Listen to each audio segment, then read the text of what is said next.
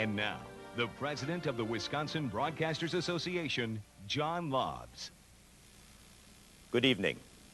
Wisconsin's radio and television broadcasters are pleased this evening to be able to continue our public affairs broadcast tradition, broadcasting debates in major Wisconsin political campaigns. This year, the Wisconsin Broadcasters Association is hosting two debates. One 2 weeks ago on October 10th in the race for governor, which we hope provided valuable information to voters for that election, and tonight's final debate in the campaign for the U.S. Senate. Tonight's debate will engage the two major party candidates for the U.S. Senate, the Democratic candidate Russ Feingold and Republican candidate Mark Neumann. This evening's debate is made possible in part through generous grants from Blue Cross and Blue Shield United of Wisconsin and Alliant Energy Corporation. And now on their behalf, Mr. Errol Davis and Mr. Thomas Hefty. At Alliant, we believe that, just as in business, effective government means listening to people and seeking creative solutions to their needs, both at home and in the workplace. Throughout our history, Wisconsin has stood out as an example of how good government can work. But we at Blue Cross and Blue Shield also believe good government requires informed, educated voters. That's why debates like this are so important. This is your opportunity to listen, learn about the candidate's position on the issues, and make an informed decision. Then, the most important step is up to you. We invite you to make your voice heard by voting on November 3rd. Our future depends upon it. The format for tonight's debate is the traditional one we have used in statewide debates and has been agreed to by both candidates. It will allow for the candidates to make opening statements, to respond to questions from a panel of reporters, offer rebuttal to one another, and finally for each candidate to make a closing statement. The order of responses has been previously decided by a coin flip. Our panelists this evening include Barb Fleming, News Director for WUWM-FM Milwaukee, Pat Kreitlow, reporter and news anchor for WEOW-TV Eau Claire, and Cammie Rapson, reporter and news anchor for WBAY-TV Green Bay. We will begin with 1-minute opening statements. Mr. Neumann? In 10 days or 11 days, in the state of Wisconsin, we're going to elect a United States Senator, and for 6 years, that person is going to cast votes on behalf of the people here in the great state of Wisconsin. In this race, it's really very simple. If you think the right answer to America's economic problems in 1993 was to raise taxes, then you should vote for my opponent, Russ Feingold. But if you think the right answer was to control wasteful government spending and get government spending under control, you should be voting for me. And if you think the family and education tax cuts that we passed last year were a good idea, you should cast your vote on my behalf. If you think they were a bad idea, you should vote for my opponent, Senator Feingold. On the partial birth abortion issue, and let me be very clear on this because this was muddied in our last debate, my opponent has voted 4 times to keep partial birth abortions legal in the United States of America, and I have voted 4 times to ban partial birth abortions in the United States of America. On Social Security, if you believe we should put real money in the Social Security Trust Fund instead of IOUs, you ought to be casting your vote for myself, and if not, you should vote for my opponent. This race is really very simple. The differences between us are very, very great. Thank you. Your opening statement, Mr. Feingold. Thank you. Let me first thank the WBA. I'm delighted to be here, and I am delighted that this week has made it clear what the central issue is in this campaign. Will big money dominate politics in Wisconsin? That has become very clear and very central to this. But I don't want to lose sight of the fact that the issue that I have spent the most time on and care the most about is making sure we truly balance this country's budget and protect Social Security first. The 1993 vote, the congressman set up the question right. I disagree with him. That was the right vote. That was a $500 billion reduction in our deficit. It was half spending cuts, which he doesn't mention, but it is the bill that Alan Greenspan says helped bring the economy under control, have low inflation and low interest rates and low unemployment, and I'm delighted we've made that progress in the 6 years I've been in office. The 97 vote, again, the right issue to bring up. He voted wrong, I voted right. If we hadn't done that tax cut last year, the budget would have been balanced in the year 2002. But because of that reckless bill, it won't be balanced until the year 2006. That's how to protect Social Security. Thank you. Our first question will be from Ms. Fleming for Mr. Neumann. I would like some clarification from both of you candidates on the partial birth abortion issue, which, Mr. Neumann, you brought up in your opening statement. It is true Senator Feingold has repeatedly voted against banning partial birth abortions. However, in 1997, he did vote for a Daschle sub-amendment, which would have made the procedure illegal unless the pregnancy would threaten the woman's life or cause her grievous injury. Based on that vote, Congressman Neumann, do you not feel that your current ads are a bit misleading? Well, let's start with the partial birth abortion issue because I think it's very important that every viewer in Wisconsin understands what a partial birth abortion is. A partial birth abortion occurs as late as the 9th month of a woman's pregnancy. And we're talking about a healthy child in the 9th month of a woman's pregnancy. The child is partially delivered, feet first, all except for the head.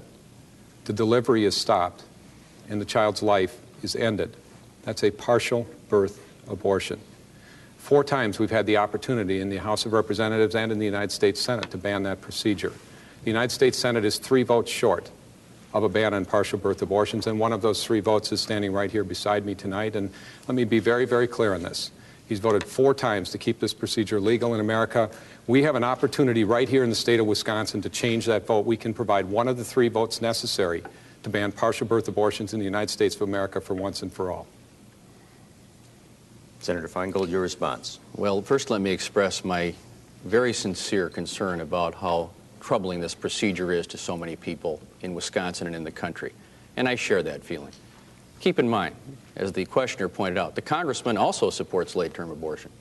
He supports it in this bill when the life of the woman is at stake. So he obviously thinks this procedure can be permitted in some circumstances. The only other circumstance that I suggest has to be protected in the extremely rare case, if ever this happens, is where apart from the life of the woman, there's a possibility that a woman may suffer grievous physical injury. That is my position. Despite the concerted effort for 2 years to grossly distort the truth, I don't want these procedures either, and that is my position. In fact, I wonder who the congressman is supporting for Congress in the 2nd Congressional District. The Republican candidate there, Joe Musser, agrees with me 100%. So he must be supporting someone who agrees exactly with my view, or he's not backing the Republican candidate. My position is clear. I would ban these procedures in every case unless the woman's life is at stake or if she's in danger of grievous physical injury. I think that's very reasonable, and actually I think we're very close to being able to reach an agreement on this and get these procedures done in almost every case, get them prohibited in almost every case. You have 30 seconds, Mr. Neumann. The great thing about being in the state of Wisconsin is the intelligence level of the people here. When the people in Wisconsin think about what a partial birth abortion is, a healthy baby in the 9th month of a woman's pregnancy, partially delivered, feet first, all except the head. The people in this state understand that stopping the delivery at the last second, the baby is already completely delivered, all except for the head. They understand that the health of the mother is not at stake at this last point. How could possibly stopping the delivery at this point, just think about it, how could stopping the delivery at this point possibly help the health of the mother? The folks in Wisconsin are smarter than this. Our next question is from Mr. Kreitlow for Mr. Feingold. Senator, the Democratic Senatorial Campaign Committee and possibly other groups are going to likely ignore your request to keep soft money ads out of Wisconsin and run at least $500,000 worth of anti-Neumann ads late in the campaign, in essence, saving you from yourself in what critics would call a naive view of how campaigns need to be run today. Further, the congressman has called your campaign hypocritical since some soft money ads for you have already run, and is even implying that your so-called high road approach is done with a wink, knowing that if you needed a rope, the National Party would be there to toss you one. My question, Senator, is your high road approach misleading or unrealistic in a race that gets this close? Well, I wonder if the people of the state wouldn't think I would have asked for a rope a lot earlier than 10 days before the election if I wanted these lousy ads. These ads that I saw start running on TV today are offensive to me. They're not well done, they're negative, and they don't fit anything I believe in. And I have an update for you.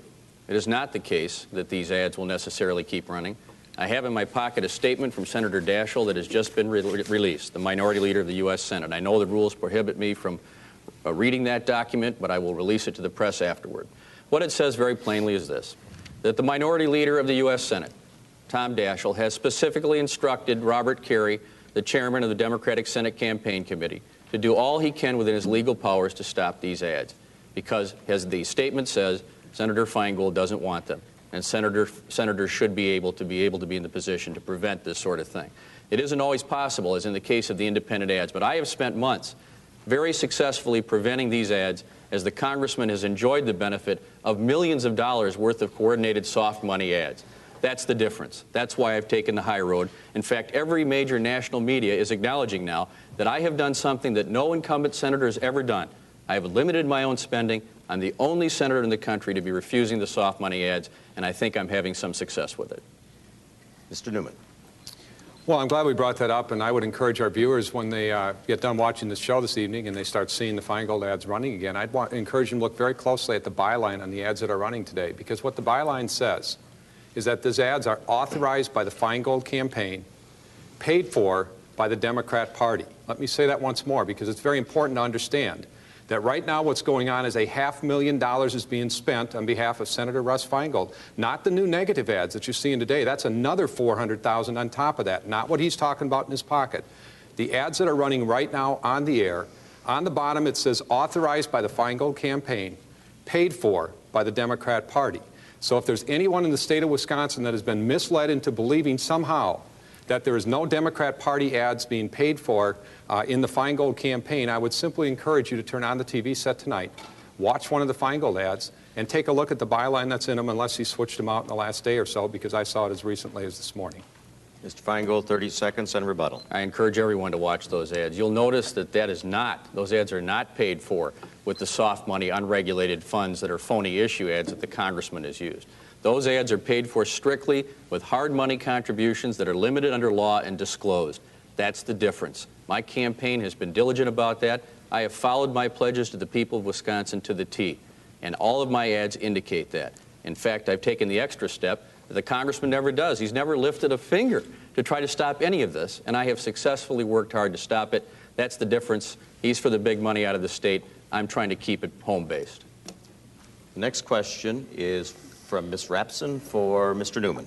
Congressman Neumann, let's bring up something that was a big issue in the campaign and also brought up in the opening statements here. You have voted for some tax cuts and against others. Most recently, you voted against the 1998 plan, saying it was a raid on Social Security. Right. But in 1997, I understand you supported it. Can you explain to voters why the two different votes on the plan? Sure. We should probably start back with the 93 tax increase that I adamantly oppose, because I understand that the right solution to the problems in this country is to reduce wasteful government spending, not to raise the tax burden on Wisconsin workers, as my opponent voted for in 93. The 97 package that you're asking for, we did two things. We reduced wasteful government spending, and we reduced the tax burden on Wisconsin families, providing a $400 per child tax credit, providing up to $1,500 to help with college education, reducing the capital gains. If we can reduce wasteful government spending and reduce taxes, that's a good thing, and that's what we did in 1997. Now, in 1998, that was not the plan. In 1998, what they were going to do is reduce taxes with no spending reductions. If you reduce taxes without reducing wasteful government spending, then you're getting the money out of the Social Security Trust Fund, and that's not okay.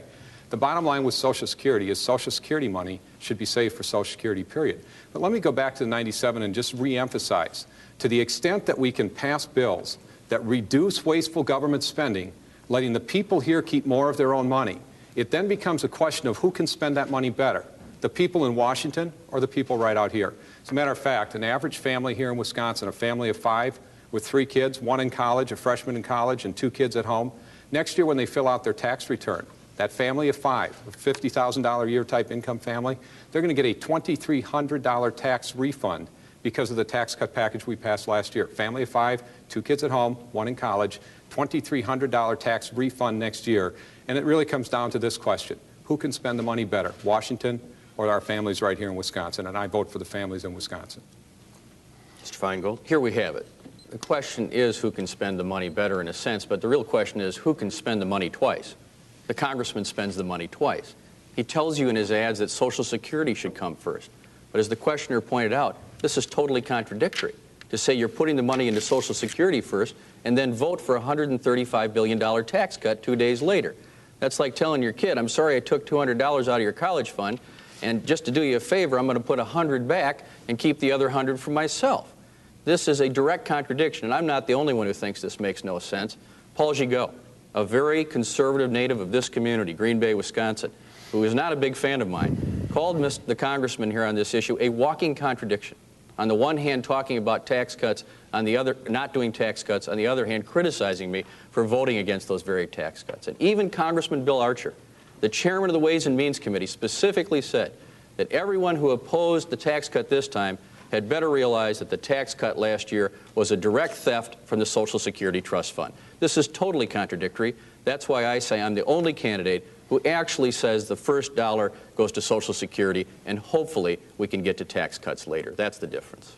On rebuttal, Mr. Neumann, 30 seconds. I'd like two things in the rebuttal. First off, the people of Wisconsin understand that less wasteful government spending and more money in the pockets of the people out here is a good idea, and I'm sure happy to stand for that, and that's 1997. But I'd also like to use the balance of my rebuttal in terms of the last question that was asked here. It's very important that the voters out there understand that when Mr. Feingold responded to the last question about the $500,000 that's been spent in his campaign on ads that are authorized by the Feingold campaign but paid for by the Democrat Party, he is making no qualms about the fact that the Democrat Party has dumped nearly $500,000 with his permission into his campaign to run these ads. Your time has expired.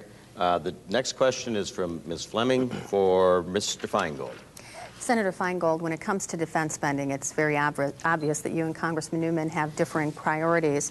The congressman has been a strong supporter of the B-52 bomber and Star Wars missile defense system, and you have been very critical specifically of both of those. Senator, please explain to us your position on defense spending and where you feel the priority should be. Well, let me first say that the congressman actually doesn't spend a dollar twice, he spends it 3 times. First, he says he's going to spend it on Social Security, then he's going to spend it on a tax cut, and then he's going to spend the same dollar on increasing the defense budget over the next 5 years by $57 billion. That's a pretty neat trick, but it doesn't work. Now, I believe we need to reprioritize our defense budget. We don't need to increase it. There is real waste in the defense budget. The B-2 bomber, which the congressman is the only member of the Wisconsin delegation to support, is not even wanted by the Pentagon. There's an FA-18E and F airplane, which the General Accounting Office says is slightly better than the current Navy plane, but it costs $17 billion more. Let's reprioritize and put some of that money into a new defense missile, anti-ballistic missile system that isn't the lousy system of Star Wars. It doesn't work. Let's put some of that money into our National Guard. The Wisconsin National Guard and the National Guard in the country is underfunded, even though they put up 34% of the Army's needs. So let's reprioritize. Somehow the congressman, and all this talk about budget cutting, lets the Defense Department off the hook. I think everybody has to help us in solving our budget problem, including the Defense Department. Mr. Neumann? I think this is a very important issue because we've got 12,000 of our U.S. soldiers who are on food stamps today. We're asking our pilots to fly planes that are 40 years old. We're asking our pilots to go up in the same planes their grandparents flew not 1 generation, but 2 generations ago. That's the B-2 issue. The B-2 issue is, should we replace these 40-year-old planes so that our pilots can go up in something that's safe and efficient and most technologically advanced weaponry that we can possibly develop for their safety and well-being. I don't think it's right to ask our kids to go up, our pilots to go up in planes that their grandparents flew 2 generations ago. Defense spending, well, that's down from $303 billion 10 years ago down to $264 billion today, and that's wrong. We've gone too far. The one thing I do agree with him is we do need to be thinking about reprioritizing. When we reprioritize spending in the United States government, what we can do is take money out of other programs that are not as important and redirect it into the defense so our soldiers don't have to be on food stamps. And we can also develop a missile defense system, which I think is the top priority for this nation. I've supported it all along. I don't think the right answer in this very unsafe world is to gut our military. I think we need to be looking at the fact that we've got countries around the world, from China to Iran to Iraq. We just saw the testing over in India and Pakistan. We still have Russia out there. These countries are dangerous places right now. The technology to launch a missile and actually get it to the United States, it's very real. This wasn't real 10 years ago with the exception of Russia, or 15 years ago with the exception of Russia. But as we look 15 years down the road, I think we'd be foolhardy today to not recognize the threat facing this nation. I think it's a top priority for our country to develop a missile defense system to protect our land right here in America. 30 seconds on rebuttal, Mr. Feingold. I thought the issue was reprioritizing. I mean, I can't believe a Republican here is talking about just throwing money at a problem. He's saying, let's just increase the defense budget. When I specifically said we could do something in terms of cutting out one $17 billion plane and do a whole lot to help the military. Yes, let's agree right now tonight that we'll take $17 billion out of that unnecessary plane and put it into the real research for a missile system that doesn't rely on the old Star Wars technology. And the B-2 bomber, well, how could the congressman be the only member of the delegation to conclude that this plane is essential? Even James Sensenbrenner, who's an expert on some of these matters, says it isn't. It puzzles me, and the Pentagon is even against it. Why do we need it? Your time has expired. The next question is from Mr. Kreitlow to Mr. Neumann. Congressman, apart from impeachment, it has been said that revamping of dairy price legislation could be one of the major battles of your term in Congress if elected, and if it's not delayed yet again. You'll have to deal with different parts of the country and their congressional leaders who have more firepower than Wisconsin alone. My question could be framed two ways. Specifically, what do you bring to that debate in terms of positions, background, and ability? Or to be more blunt, Wisconsin's dairy farm families want to know what you will do to keep them from becoming even more of an endangered species. Well, I think your question is very well put. What do you bring to this in terms of background? My first job was on a farm, 10 hours a day, 6 days a week, for 2 summers. I learned a lot about farm. As a matter of fact, my first job was cleaning out the barn every morning. So I was there in the dairy farm firsthand. The second thing in terms of background, I hear about this firsthand around our table every Thanksgiving and the holidays and all the times we're with our relatives, because my relatives were dairy farmers. But you know what? They're not dairy farmers anymore, because with the fluctuation in the dairy prices, they no longer can afford to stay into that business. So it's a very, very real problem. The arcane system where we determine the price support for our dairy products based on how far you live away from Eau Claire, Wisconsin, is foolish. It's outdated, and it's a ridiculous program.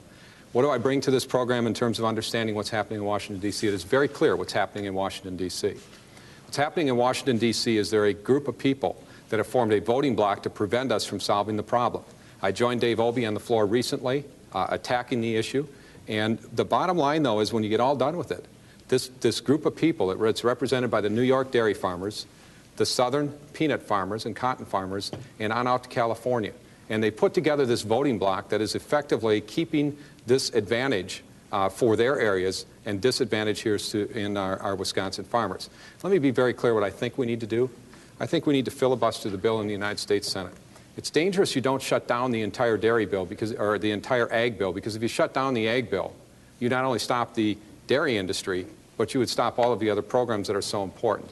So I think what we need to do is filibuster the bill in the United States Senate to get this system changed. Mr. Feingold. Well, this question brings back fond memories of my father. We used to go to the 4-H fair in Janesville, and that was the first 4-H fair in the country. And I always wanted to go straight to the rides, and he said, no, you're going through the barns first to let you know who really supports us in this community, the dairy farmers. But you know, when it comes to the real background, I've spent 16 years working on agriculture issues in the legislature in Wisconsin and also in Washington. And when the question comes, who has fought hard on these issues, there's a clear difference. The congressman did not filibuster. He didn't just not filibuster the ag appropriations bill, he voted for it. He was one of only 2 members of the Wisconsin delegation who recently voted to delay the change in the milk marketing order system and continue the New England Dairy Compact. I couldn't believe it. And he said there ought to be a filibuster in the Senate. Well, Herb Cole and I got it taken out in the Senate.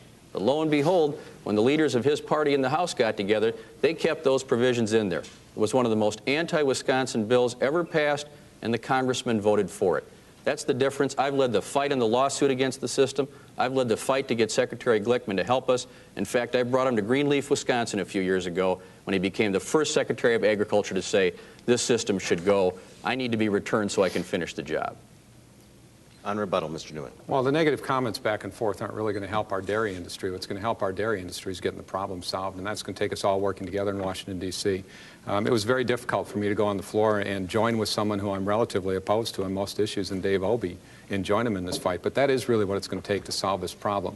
We're going to have to get together our Democrats and Republicans, not only from Wisconsin, we're going to have to join with the Minnesota folks, and we're going to have to put together our own voting bloc that has the ability to overcome these people who are providing these unfair advantages. I've also taken up the peanut subsidies fight, because if we are able to overcome the peanut subsidies, we'll have gone a long ways towards putting a wedge in this other voting bloc that's keeping the advantage. Thank you, Mr. Neumann. The next question is from Ms. Rapson for Mr. Feingold. Senator Feingold, let's talk about another issue important to Wisconsin, specifically northeast Wisconsin. Right now, the Fox River is at the center of a debate again about whether it should be designated a Superfund site to clean up the PCBs that are polluting it. This would put the EPA in charge of the cleanup. However, many local government leaders have come out against that. They don't want the designation, saying it should be the paper mills and the Wisconsin DNR and local groups all working together to clean it up. Who do you think should clean up the Fox River? Well, I have taken a lot of effort in trying to deal with this issue. It's incredibly important to the people of this area of the state, both those in the business community and, of course, all of those who are concerned about the river. There are 2 unacceptable answers. One unacceptable answer is if we don't do anything to clean up the river. There are some very serious problems with that. The other unacceptable answer, in my view, is if we're stuck with a Superfund designation. I'd like to see us avoid that. So what's the answer? The answer is that there is a window now that has been provided by the EPA where the governor and the paper companies and all of us working together can propose a cleanup plan that will be acceptable. The EPA has said that they will not do the Superfund designation if we're able to do that successfully. So I think we should all work together to do that. My view is we shouldn't dredge the whole river. I think that's an overreaction to the problem. We should dredge where we need to. So this is the time for everyone to come together rather than drawing up sides, environmental one side, business on the other side. Avoiding the stigma that the Superfund status could put on this area, I think, is a legitimate concern of the business community, and that's why I helped persuade the EPA not to immediately do this designation and to give the governor and all of us a chance to solve the problem in a positive way that will help clean up the river in a responsible manner. Mr. Neumann? This is such a fundamental question, and it does not only relate to just the Fox River cleanup, it relates to so many different decisions in government. The question that we're really asking here is there some reason to believe that because you're in Washington, D.C., you know better for the people in Wisconsin than the people in Wisconsin know for themselves? That's really the question that's being asked here. The question is, should we have local control of this cleanup, or should we have the bureaucrats from Washington come in and take over? I come down on the side of local control. I have seen absolutely nothing in Washington, D.C. that would convince me that somehow because you're 600 miles from here, you're brighter than our folks right out here in Wisconsin. I think them getting together here in Wisconsin under the great Governor Tommy Thompson's leadership and direction is going to lead to the right answer. And I think the worst thing we could do is bring in another government bureaucracy that adds a second layer in the decision-making process that is so much more costly to the overall picture. The environment is so very important here in Wisconsin. I mean, we all breathe the air here. I live here in Wisconsin. It's so important. We drink the water here. And when we look down the road a generation, having clean air, clean water, cleaning up the Fox River, and not only the Fox River, other places around the state of Wisconsin where there are problems, these issues are so important to the future generations. I will go a step further. I believe they are as important as some of the financial problems that we're addressing. We've got a $5.5 trillion debt. We've got the tax burden that's too high. But I think the environment's on an equal basis, because even if we were able to get the tax burden brought back down on our working families here in Wisconsin, and even if we were to pass my National Debt Repayment Act and pay off the federal debt, if the environment is not clean, it doesn't do us any good to solve all of our economic problems. So I come down on the side of local control to specifically answer your question. 30 seconds on rebuttal, Mr. Feingold. Well, while I'm told I have the best environmental record in the Senate, or one of the best, I don't disagree with anything the Congressman just said. I want local control in this situation. I'd like to avoid the Superfund designation, so let me happily cede the rest of my time on that question. Thank you. The next question is from Ms. Fleming for Mr. Neumann. Congressman Neumann, I would like you to please explain how you would vote given the following scenario. The House Judiciary Committee has voted to impeach President Clinton. The House concurs. Today, the Senate is voting on the issue. The only information you have is what you are aware of today. How do you vote and why? Well, let me be very clear on where I stand with this issue with the President so that there is no misunderstanding. The 9 and 10 and 11-year-old kids in this country are seeing and learning things that they have no business seeing and learning and talking about in America today. I believe that in the best interest of the future of the United States of America, our President should resign today. That is my position on where we are at today. The rest of the question that you're asking me, I don't think I can fairly answer, because in all fairness, we don't have all the facts.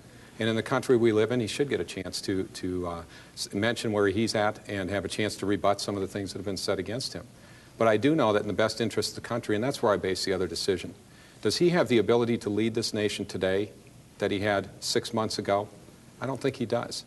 And when you get into those sorts of questions and the questions about whether or not our kids should be seeing and hearing and discussing these things, my goodness gracious, if you go into a school and you ask the kids about this issue, they snicker all up and down. When I'm in these schools, they snicker all up and down the things.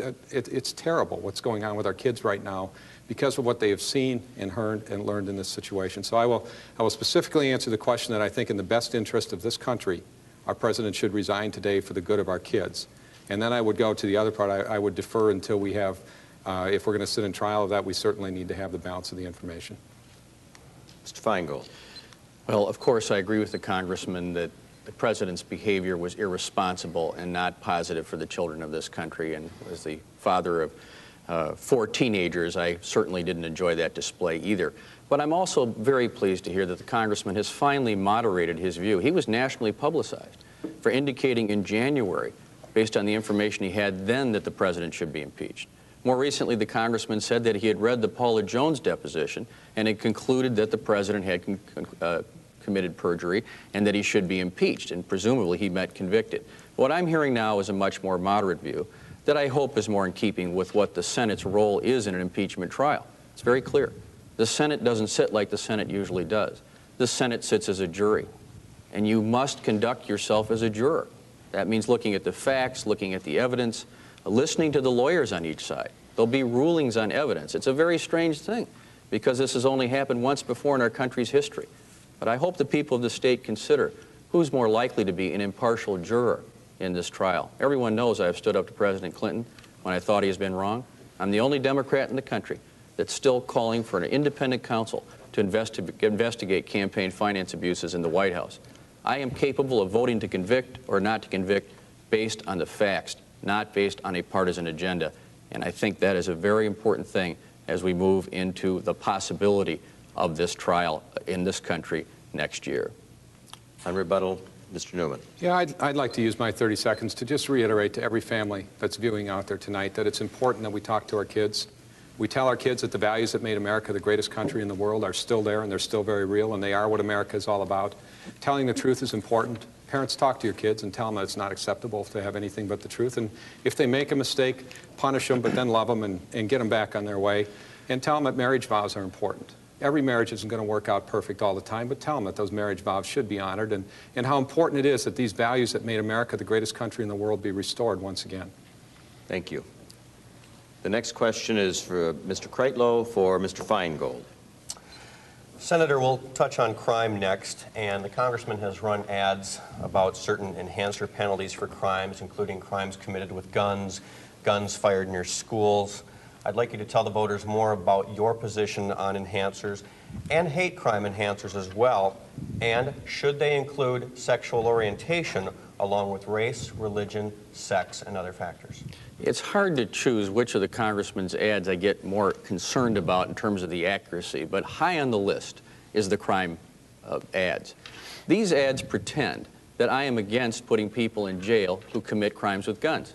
I want them to go to jail. The question is, should the federal government pass that rule, or should the state government do it? I think the state of Wisconsin and our local law enforcement people are far more capable of doing this than Washington bureaucrats. Here's a great case where the congressman is clearly for national control and I'm for local control. I notice this on a lot of issues. Believe me, anyone using a gun around a school is not my friend. We have a school in our front yard. I think they should go to jail for a long time. But we don't need the FBI to do it. Let the sheriff here in Brown County handle it. Let the police chief here in Green Bay handle it. I've worked with them. They're tremendous. Why turn it over to Washington?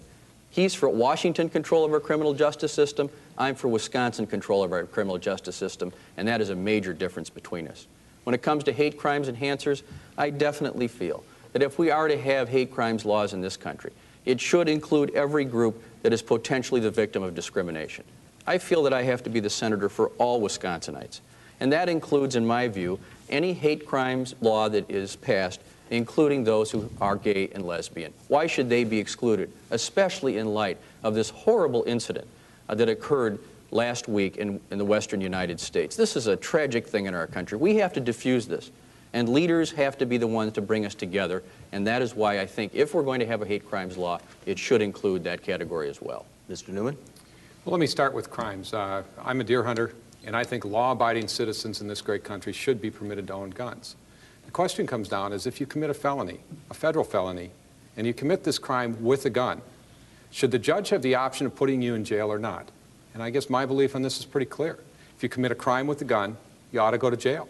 It's not a question, should you go to jail or shouldn't you go to jail? I believe jail time should be automatic if you commit a crime with a gun. Let's go to another issue that relates to crime. If you've been sentenced to a federal prison and you're sentenced to 15 years, how long do I think you should stay in jail? I think you should stay in jail for 15 years. This idea of letting criminals back out after 4 or 5 years when they've been given a 15-year sentence, that's why crime is so bad in the United States today. That's one of the reasons. The most likely person to commit a crime in the United States today is someone who's already served jail time. And when it comes down to schools, Senator Herb Kohl, your Democrat colleague in the United States Senate, proposed a bill that said if you shoot a gun near a school, you should automatically go to jail. I think these issues are really common sense issues, and it really comes down to who do you want running this country? Do you want the judges to have the ability to say that even in the event that a gun is fired near a school, that person for some reason may get off and not have to go to jail? Well, I don't think so. I think if you fire a gun near a school, you should go to jail. It should be automatic. So these really come down to a difference of philosophy here. I do believe you should have automatic jail time for crimes committed with guns. I do believe you should have automatic jail time if you fire a gun near a school. I believe law-abiding citizens should be permitted to own a gun. We just have different views on this. It's not right and wrong. It's just we're very different on the issue.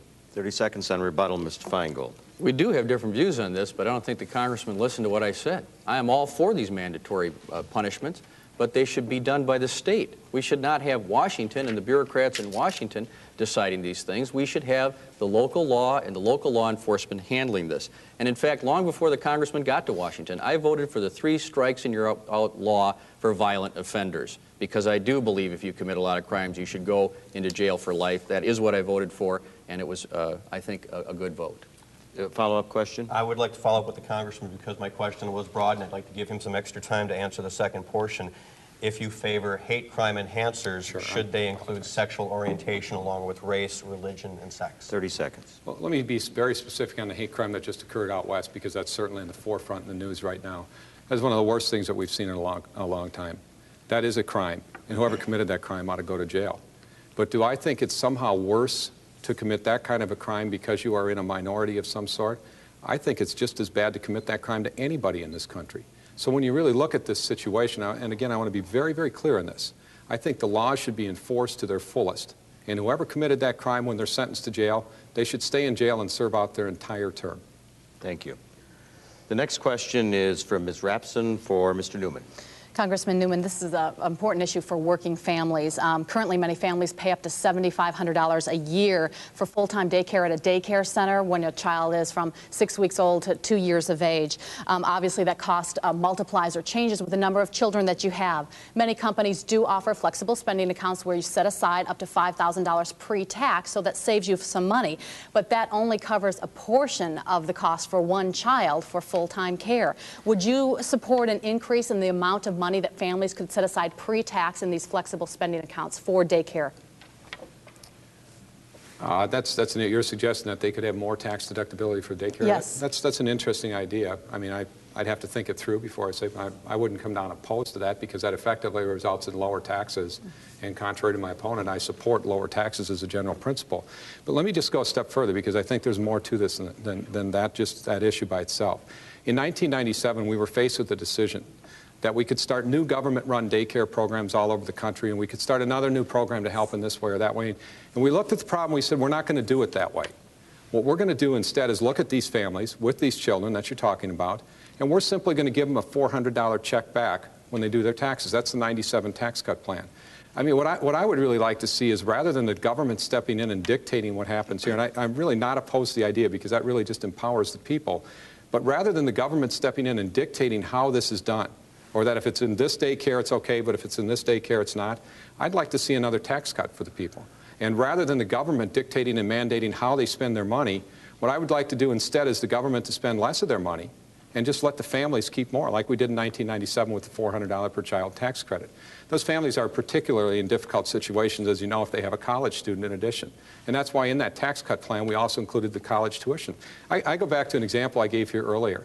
A family of 5 in Wisconsin today earning $50,000 a year, 3 kids, 2 at home, and 1 freshman in college. When they do their taxes next year, they're going to get a $2,300 check back because of the 1997 tax cut that we passed. Mr. Feingold? Well, I think it's very interesting to hear the congressman talk about that he might be attracted to these tax cuts that you're talking about, because those attract me. I think that makes sense. I think the kind of child care thing you're talking about makes a lot more sense than the mess that was passed in 1997 that delayed balancing the budget and gave breaks mostly to upper-income people. We do need tax breaks after we get through truly balancing the budget for people who are really struggling to make ends meet, as you're suggesting, with the terrible burden of child care. I'd like to see us target tax cuts when we can do them for child care, for across-the-board cuts on income rates. And also, I'd like to see some relief on the payroll tax. These are the things that help all working families. The congressman's proposals only go for certain income groups. You got to make a pretty good amount of money before a lot of the proposals that he talks about benefit people. You have to have a serious tax liability. I'd like to see a real child care credit. So whether you have a tax liability or not, that you get the benefit of it, so you can get through those tough years that I remember when those child care costs are very high. I think it's a great idea. On rebuttal, 30 seconds. Sure. I think it's real important that we recognize that the $400 per child tax credit is going to go to 550,000 hardworking Wisconsin families. And it is true that in order to qualify for this, you have to be paying taxes, because if you're not paying taxes, it's pretty hard to give you a tax cut. But if you are paying taxes and you're a working family with kids under the age of 17, you're going to get the $400 per child. There's 550,000 Wisconsin families that are going to keep this extra $400 in their home rather than have Washington decide how to spend the money. There's 250,000 Wisconsin college students that are going to get up to $1,500 to help pay those college bills next year. I suspect these people don't consider themselves wealthy. Thank you. The next question is from Ms. Fleming for Mr. Feingold. Senator Feingold, some voters are feeling extra pressure as they prepare to head to the polls on November 3rd, and that pressure comes in the form that their vote is going to be viewed in Washington as sending a message. My question for you is, will voters be sending a message when they vote for Senator Russ Feingold? And if so, what will that message be? Oh, they'll be sending a message, all right. They'll be sending a message that they want to control their political process, that they want to re-elect a senator who has made it clear that he is the first incumbent U.S. senator to ever voluntarily limit his spending. They are going to be sending a message to the Senator McConnells and others in Washington who say that nobody cares about campaign finance reform. Well, this is the progressive state. This is a state where we really believe in the principle of one person, one vote. And if we have a system of huge soft money contributions, of the kind that have funded most of the congressmen's ads, those systems completely destroy Wisconsin's role in the system. In fact, Senator Mitch McConnell said in the New York Times today that, quote, to Senator Feingold would be dead meat by Christmas. We should have a third podium here for the real aggressive character in this election, Senator McConnell, who has said if we can kill McCain-Feingold, we can run this place for 20 years. So I hope the people of Wisconsin send a message that they're going to keep both of their Senate seats. They're not going to ship one off to a senator from Kentucky who's determined to defeat me because I've had the nerve to say that maybe there's something wrong with all this mess in Washington. I hope that's the message. Mr. Neumann. Well, first, let me remind all the viewers out there one more time that when they see the Feingold ads running tonight, that the ads are authorized by the Feingold campaign. $500,000 has been spent and paid for by the Democrat Party. But that's not the message. I do want to answer your question. They will be sending a message. It's a very real message and very different than what he just described. They will be sending a message that raising taxes is the wrong answer to America's financial problems. They will be sending a message that the tax cut is a good start that we passed last year for family and education. They'll be sending a message that they want real money in Social Security instead of the IOUs that are being put there right now. And they'll be sending a very real message that they want partial birth abortions ended in the United States of America. And one more thing, and it's very important. They'll be sending a message that they think that our flag, that our American flag, deserves to be treated with respect and dignity. That will be the message they send if they decide that Mark Neumann should represent them in the United States Senate. Mr. Feingold, 30 seconds. I hope they further send the message that they'll stick with the senator who is rated by the taxpayers for common sense as the #1 senator in the whole Senate for voting for spending cuts, as the person that wrote an 82-point plan to cut the federal deficit, and in 6 years we've actually brought it way down. I hope they'll recognize that and hope for more of the same, because I know in the Proxmire tradition, the people of this state really want you to get rid of wasteful spending in Washington. I take great pride in my record in that regard, and I hope to do a lot more of the next 6 years because Wisconsinites really like that. Thank you. The next question is from Mr. Kreitlow for Mr. Neumann. Congressman, you've no doubt encountered many people who are enthused with your views on certain social issues such as flag desecration, partial birth abortion, abortion in general, other issues such as school prayer. You also wouldn't doubt that others question whether a senator representing all of Wisconsin should be instigating such matters that involve personal conscience and are sure to be divisive with not very clear answers on who's exactly right and who's exactly wrong. With your genuine concern about government intrusion into public education and private business, what about undecided voters who have concerns that some of your views, if enacted, would be government intrusion into private lives and individual expressions of speech? Well, I would encourage those voters to take a very close look at what we're talking about here. When you talk about the partial birth abortion issue, for example, which is one of them that you mentioned, There aren't many of those voters out there tonight, viewing this very tape as we're talking here tonight, that believe it's acceptable to partially deliver a healthy child in the 9th month of a woman's pregnancy, feet first, all except for the head, and to stop that delivery and terminate the life of that child. You see, this issue, partial birth abortion, it's not about abortions, because in the House of Representatives where I serve, every member, pro-choice, pro-life, Democrat or Republican, every single member in the House of Representatives voted with me to ban the issue. This is not about abortions. It's about us as a people. It's about America. It's about what kind of values we find acceptable in our society. And many people in Wisconsin are beginning to understand the issue, and they're seeing it the same way I am, that it's not just an abortion issue. In fact, it's about us as a people and what we are willing to accept in our society. And I think that that's what the election's about. I mean, all the folks that think that this is an acceptable practice, they should be voting for Russ Feingold, because he's voted for it 4 times to keep it legal in the United States of America. But if we find it unacceptable that in the 9th month of a woman's pregnancy to partially deliver a healthy child, feet first, all except for the head, and then stop the delivery long enough to terminate the life of that child, if they find that practice unacceptable, then they should be voting for Mark Neumann, because that's going to end the practice or provide one of the 3 votes necessary to end the practice. Mr. Feingold. I think it's become real clear in this last hour who's the big government guy. He's the big government guy. When it comes to takings legislation, he wants to remove zoning decisions out to Washington rather than keep them here. When it comes to law enforcement, he wants to federalize all these crimes and only have it be up to Washington rather than our state and local people. And in the course of 1-hour debate, he so much wants to intrude into the reproductive rights of women of this state that he has chosen to describe a procedure, a very troubling procedure, 3 times for the shock value, over and over and over again, so he can get as many votes as he can off of it. That is intrusion. That is dealing very directly into private matters that, of course, government has to be concerned about, but the state government has already passed a ban on this procedure. So I am troubled by the notion that someone who claims that they're against big government wants government in the bedroom, wants government in your reproductive rights, wants government, big government over our zoning decisions, and wants the big government in Washington over our law enforcement. Clearly, I'm more in tune with the people of Wisconsin on this, and maybe that's because I've spent a lot of time listening to them and being with them over the last 6 years. They don't want Washington running all these things. Mr. Neumann, 30 seconds on rebuttal. You know, my opponent really doesn't get it. Big government comes from higher taxes. In 1993, we had an opportunity to cast a vote to raise taxes more than any other government has ever raised taxes in the history of this world. Later, even President Clinton came back and said, we raised taxes too much back there in 1993. Big government, intrusive into our lives, come from overtaxation of the people. And in 1997, when we had a chance to shrink government through spending reductions coupled with tax cuts, the decision was made to do just the opposite on the part of my opponent. He opposed the tax cuts that provided family and education tax relief. Your time has expired. Thank you.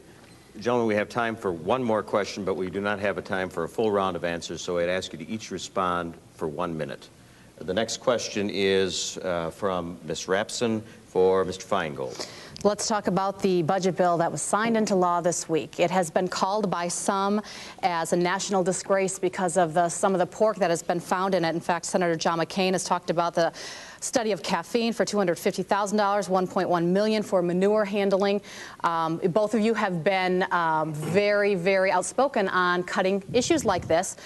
How did this happen, number one? And number two, if elected, what programs would you attack to get that taxpayer burden down? Well, this was a total mess, and I, of course, voted against it because it included $20 billion in emergency spending, which was just an excuse to break the budget deal. It included a $9.7 billion increase in the defense budget, which wasn't justified by anything other than a quick grab for the money. It included $1.7 billion in a Bosnia operation, which actually has become really a quagmire for our country and has gone far longer than was ever intended. I think we have all kinds of things we can still cut. We don't need to do that excess spending, all the way from political appointees in the White House that are too many, to B-2 bombers, to a medical school in Maryland for the Defense Department that doesn't make sense. I have a list as long as my arm in my office of items that I want to go after, and I've already been successful in my first term in eliminating things like the wool and mohair subsidy and the helium program, and we need to continue to do that, not pass these phony bills that really violate the budget procedure. Every other session that I've been there, we've gone through the whole procedure. the House didn't ever really even pass a budget resolution. So we never had the debate. We never had the budget. It was terrible. Thank you. Mr. Neumann, 1 minute on the question of the budget. I'm happy to say that my last night in the United States House of Representatives as an elected member from the state of Wisconsin, and it is an honor and a privilege to serve there, I spent the night fighting against this bill. And we fought our best to stop this bill from passing. It weighs 40 pounds. We had it 3 hours before we were asked to vote on 40 pounds of paper. If anybody doesn't know, it's a stack of paper this high. They brought this much paper to the floor of the House of Representatives 3 hours before we were asked to vote on the bill. The thing weighed 40 pounds. We were there fighting against it. We've been fighting against many of these items throughout the course of the summer, and I want to bring you some of the successes.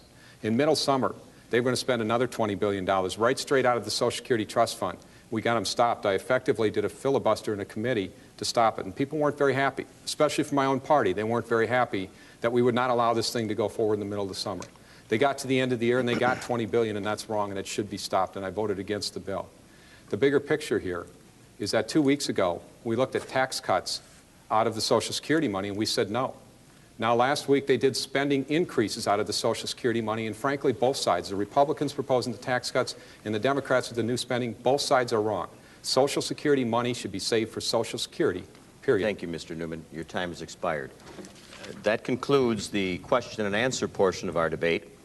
Each candidate will now have the opportunity to make a 2-minute closing statement. First, Mr. Neumann. I want to close with a very special story, and I've told this story throughout Wisconsin. It's about self-serve vegetable stands, which so many people know about in the fall of the year, where you drive up and get your corn, put your $2 in the kitty, and drive away. I had a New York Times reporter with me, and the guy who lived in Washington, D.C. and grew up in New York City. And we pulled up to a stop sign. Here's one of these self-serve vegetable stands sitting alongside the road. He says, "Hey, Mark, what's that?" And I said, "Well, Jeff, that's a self-serve vegetable stand." And he didn't get it. He looked at me like I was crazy. He said, "Where are the people?" And I said, No, there are no people here. This is a self-serve vegetable stand." And he looked at me and he said, "Mark, if that self-serve vegetable stand were in Washington where I live, they would have already stolen all the vegetables. If it was in New York City where I grew up, they would have stolen the vegetables, taken the money, pulled the cart away, and if they got hurt while they were doing it, they would have sued you for it." And I looked at Jeff, and it really occurred to me just how important this is and just how important these values are that we have here in the great state of Wisconsin. I close with this because it says so much about my hopes and dreams for the future of the United States of America. It is my sincere hope that a generation from now, that vegetable stand and everything it means and represents, from the hard work to get the vegetables there, to the honesty and the integrity of the people here in Wisconsin, those Wisconsin values that we hold so dear, my hopes and dreams for the future of the United States of America is that one generation from now, our Wisconsin kids have carried those values to downtown Los Angeles and downtown New York, so that same self-serve vegetable stand could sit down there because we have restored the values that made America the greatest nation in the world. Thank you, and God bless you all. Thank you. Mr. Feingold, your 2-minute closing statement. Well, I grew up in Janesville, and there were some of those stands there, too, and I got to tell you, there were a couple of kids in the neighborhood that would have probably taken something from those stands, even in Wisconsin, but they've cleaned up their act, and one of them is a grade school principal now.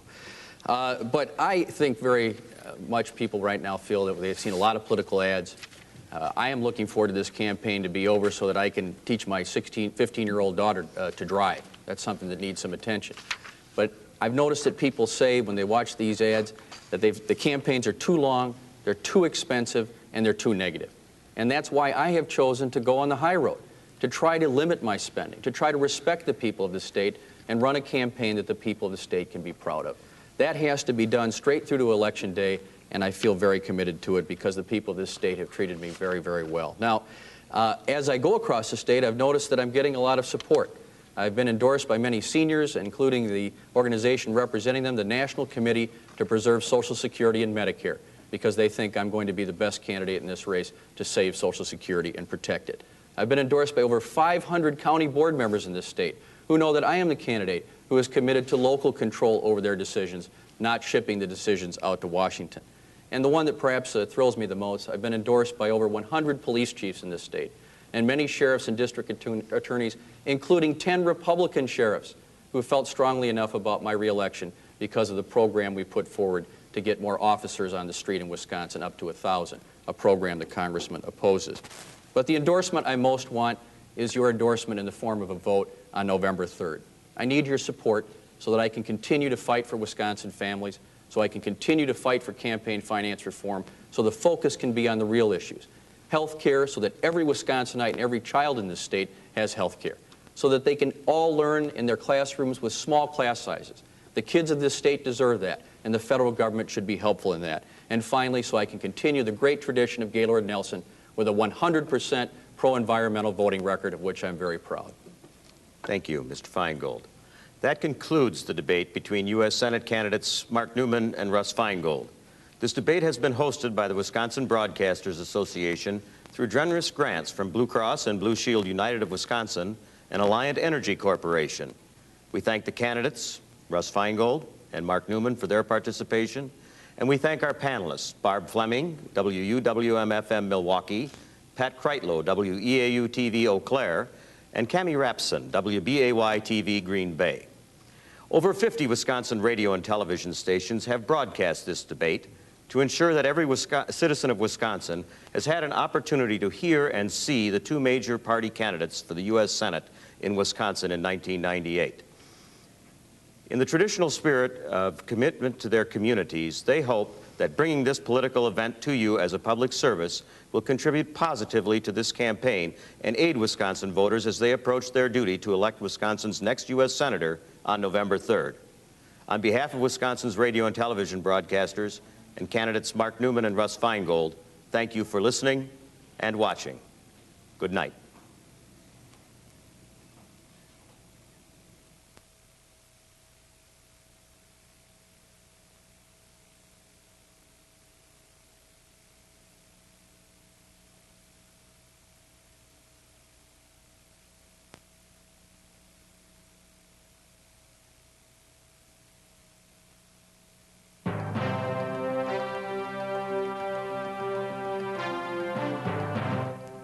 You have questions, they have answers.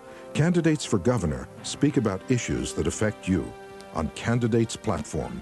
Find out what they have to say next on Wisconsin Public Television.